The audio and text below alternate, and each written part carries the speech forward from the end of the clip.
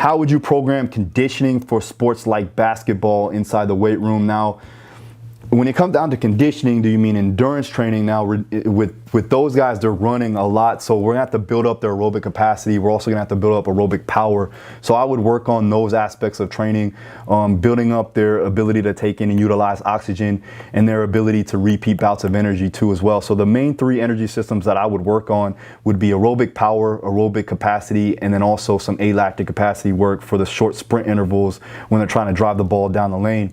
You know, and repeat that going back onto defense. So again, the game is constant. There's really no settling a lot of the times, and if there is, it's very minimal. So again, we want to have that ability, but we also want to have the ability to recover. So you have to have a large aerobic base in order to do so. So I'd work that in throughout the week. I would do something like a high-low method, like a Charlie Francis approach, where I would work on high aerobic work, or I should say aerobic work, and then on higher intensities of alactic capacity training, and I would undulate that throughout the weeks.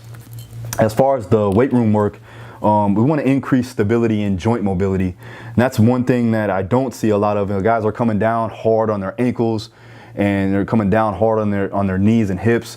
So creating that optimal mobility to absorb, and then the stability to again sustain that force being brought down on their joints is going to be important. Tendon stiffness again is going to be important too as well. Remember, they're jumping and doing ballistic work all the time in their skills practice. So contrary to what people believe, you don't have to do a large amount of plyometrics with them.